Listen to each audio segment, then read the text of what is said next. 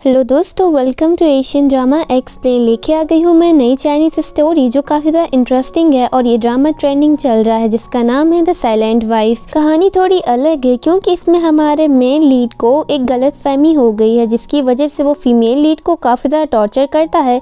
उसे लगता है कि फीमेल लीड के कारण ही उसकी ज़िंदगी उथल पुथल है। तो कहानी की ओपनिंग हमारी फीमेल लीड सॉन्ग से होती है जो कि सूप लेकर ऊपर आ रही होती है और कमरे में ले जाकर वो सूप को रख देती है और मेन लीड शेन से कह रही होती है आज तो तुमने बहुत ज़्यादा पी ली है। और वो ये भी बोलती है मैं जानती हूँ कि तुम मुझे गलत समझते हो, तुम्हारी याददाश्त चली गई है और उसी याददाश्त जाने के कारण तुम मुझे इतना टॉर्चर करते हो। तुम्हें लगता है कि मेरी फैमिली की वजह से तुम्हारे बिजनेस को नुकसान हुआ है और मैंने तुम्हें हर्ट करने की कोशिश की है, पर ऐसा कुछ भी नहीं है और जब तक तुम चाहोगे तब तक तुम मुझे टॉर्चर कर सकते हो क्योंकि तुम शैन हो जिससे मैं प्यार करती हूँ। अब इतने में उस लड़के को होश आता है और शैन उससे बोलता है कि तुम क्या करने की कोशिश कर रही हो, 3 साल हो गए हमारी शादी को, लगता है आज तक तुम्हारा गोल पूरा नहीं हुआ है, तुम मुझे सेड्यूस करने की कोशिश कर रही हो ना। जिस पे बोलती है कि नहीं मैं ऐसा कुछ नहीं कर रही हूँ। फिर वो बोलता है मैं तो भूल ही गया, तुम तो म्यूट हो, तुम तो कुछ बोल ही नहीं सकती। जिस पे वो बोलती है कि मैं तुम्हें साइन लैंग्वेज से सब कुछ समझा तो सकती हूँ, लेकिन वो कुछ समझने को नहीं तैयार था और बोलता है कि ठीक है आज मैंने फिर से ड्रिंक करी है, चलो तुम्हें जो कुछ करना है तुम करो। 3 साल पहले भी तुमने ऐसे ट्रिक्स करी थी और तुम्हारी मॉम ने मुझे ज़बरदस्ती तुमसे शादी करने पे मजबूर कर दिया था। अब वो इसे नीचे फेंक देता है। वो बोलती है कि मैं तुम्हारे लिए सूप लेकर आई थी, जिससे वो बोलता है कि मुझे फ़र्क नहीं पड़ता और वो सूप को नीचे गिरा देता है। फिर बोलता है कि आज हम तुम्हारा मोटिव कंप्लीट ही कर देते हैं। शैन सॉन्ग के करीब जाने लगता है तो सॉन्ग मन में सोचती है कि आज तक तुमने ये चीज़ रिवील नहीं करी है कि मैं तुम्हारी वाइफ हूँ, तुम मुझे अपनी सेक्रेटरी बना के रखे हो दुनिया के सामने। अब यहाँ पे शैन तो उसके करीब आने को तैयार था और बोल देता है कि मैं सिर्फ तुम्हें तुम्हारी चीज़ दे रहा हूँ और याद रखना कि मैं तुम्हारी जैसी वुमेन के साथ कभी प्यार नहीं कर सकता, तुम बहुत ज़्यादा प्लानिंग प्लॉटिंग करती हो और तुम एक कैरेक्टरलेस लड़की हो। ये सब सुन के तो शैन एकदम बिखर जाता है और सोचता है मन में कि आखिर ये लड़की कुछ कहती क्यों नहीं है। अब यहाँ सॉन्ग मन में सोचती है कि पता नहीं तुम्हें कब याद आएगा कि मैं वो लड़की हूँ जिससे तुम बहुत प्यार करते थे और हमारा इतना ब्यूटीफुल पास्ट है जो तुम सोच भी नहीं सकते हो। अब इतने में हॉस्पिटल से कॉल आता है जहाँ हमें पता लगता है कि शैन को किसी लिन नाम की लड़की की तबीयत के बारे में बताया जा रहा है कि लिन की तबीयत ख़राब हो गई है और उसे सॉन्ग को लेके आना पड़ेगा जिससे लिन को ब्लड मिल सके।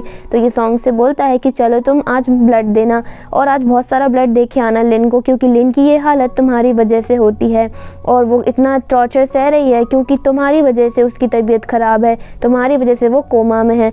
अब ये मन ही मन में अपने पास्ट के बारे में सोचती है और बोलती है कि तुम जो कुछ कहोगे मैं सब कुछ करूँगी क्योंकि मुझे पता है कि एक न एक दिन तुम्हें याद आ ही जाएगा कि मैं कौन हूँ। अब ये उठाकर इसे बाहर लेकर आता है और कार में बैठ जाता है जहाँ पे सॉन्ग के फ़ोन पे कॉल आ रहा होता है, वो उसकी मॉम का होता है। तो शैन उसे पिक करता है। उसकी मॉम बोलती है कि 3 साल हो गए हैं लेकिन आज तक तुम दोनों बच्चा नहीं कर पाए हो, क्या कर रही हो तुम्हारा गोल कंप्लीट नहीं हुआ अभी तक। अब ये सुन के तो ये कॉल कट कर देता है और ये लोग हॉस्पिटल पहुंच जाते हैं। हॉस्पिटल में नर्स बताती है कि लिन की तबीयत बहुत ख़राब हो रही है, अभी के अभी सॉन्ग को ब्लड देना होगा, अदरवाइज लिन को बचाना बहुत मुश्किल हो जाएगा। तो यहाँ पे सॉन्ग का ब्लड निकलना चालू हो जाता है और वो लिन की साइड देखती है कि शैन उसका कितने अच्छे से ध्यान रखता है और आज तक शैन ने उसे 3 सालों में प्यार से देखा भी नहीं है। अब मन ही मन में ये सोच के उसका दिल टूट जाता है और उसे सुई से कोई असर नहीं पड़ रहा होता है। उसका इतना सारा ब्लड निकल जाता है और उसके शरीर में कमज़ोरी आ जाती है। अब यहाँ पे असिस्टेंट आके शैन को बताता है कि सॉन्ग के फादर जो कि जेल में हैं उनकी तबीयत बहुत ख़राब है, उन्हें मेडिकल ट्रीटमेंट की ज़रूरत है, अदरवाइज़ वो बच नहीं पाएंगे। अब ये सब सुन के तो शैन परेशान हो जाता है और लिन भी इनकी बातें सुन रही होती है। यहाँ पे सॉन्ग उठ जाती है और बोलती है कि हाँ मेरे पापा की तबीयत ख़राब है, मुझे कुछ ना कुछ करना ही पड़ेगा, पता नहीं ये शैन मेरे पापा को बचाएगा कि नहीं। तो ये उठ के ब्लड के पाउच को पकड़ लेती है और बोलती है कि यदि तुमने मेरे फादर की जान नहीं बचाई तो मैं इस ब्लड के पाउच को फाड़ दूंगी। तो बोलता है कि तुम जो कुछ कहोगी मैं वो करूँगा, पहले तुम नीचे रखो और तुम मुझे धमकी कैसे दे सकती हो। जिसमें वो मन ही मन में सोचती है कि हाँ मैं तुम्हें धमकी कैसे दे सकती हूँ, इससे अच्छा तो यही है कि मैं खुद की ही जान ले लेती हूँ जिससे सबकी जान बच जाए। तो ये खुद की जान लेने की सोचती है तो उसे बोलता है कि प्लीज़ तुम खुद को कुछ मत करना क्योंकि तुम खुद को कुछ नहीं कर सकती, तुम मेरी गुलाम हो और तुम्हें जो कुछ भी करना होगा वो मैं बताऊँगा, तुम अपने आप को हर्ट भी नहीं कर सकती हो मेरी परमिशन के बिना। अभी उसके हाथ से कैंची ले लेता है और उसके हाथ से ब्लड आने लगता है और बोलता है कि आइंदा ऐसी बेहुदा हरकत मत करना। अब यहाँ पे सॉन्ग तो एकदम बिखर जाती है और बोलती है कि तुम्हें तो मेरे मरने से भी कोई फ़र्क नहीं पड़ता है। सुबह हो जाती है और सॉन्ग यहीं लिन के साइड में बैठा रहता है और सोचता है कि लिन को कब होश आएगा। अब उसके सर में दर्द होने लगता है।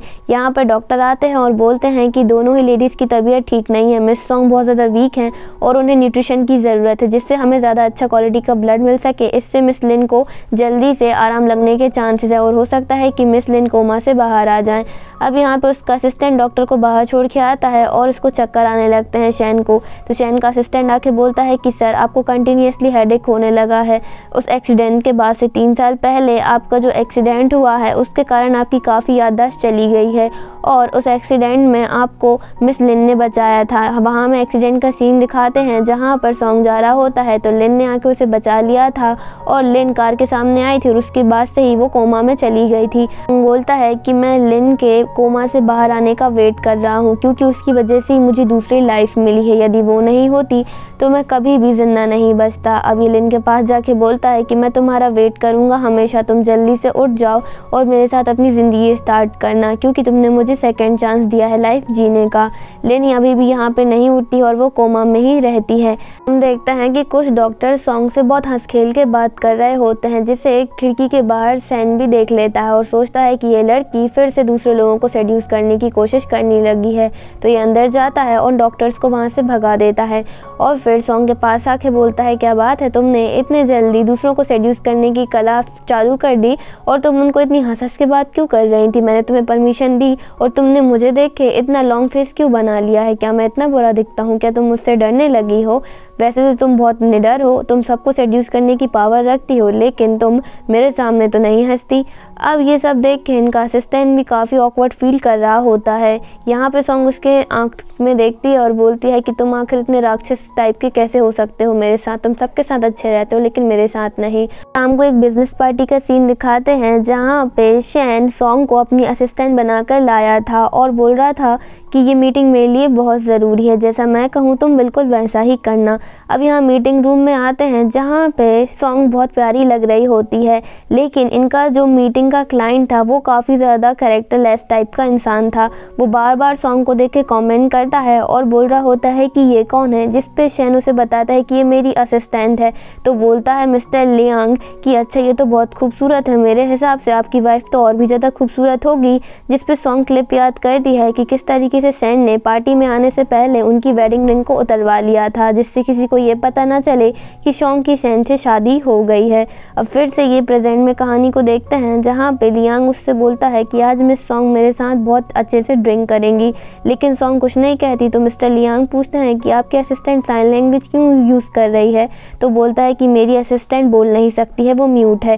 जिस पे बोलता है अच्छा एक म्यूट असिस्टेंट, लेकिन जो भी हो ये खूबसूरत तो बहुत है।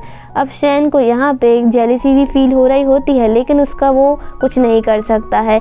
अब बार बार मिस्टर लियांग सॉन्ग के करीब आने की कोशिश करते हैं और उसके साथ बदतमीजी करने की कोशिश करते हैं तो ये उसे धक्का मार देती है जिस पे शैन बोलता है कि मेरी असिस्टेंट को माफ़ कर दीजिए, वो थोड़ी नई है इस सर्किल में, उसे पता नहीं है कि क्लाइंट को कैसे ट्रीट किया जाता है।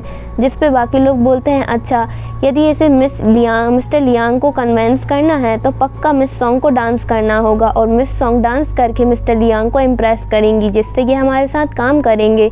अब यहाँ पर ये तैयार हो जाती है डांस करने के लिए और शैन ड्रिंक ही करता रहता है।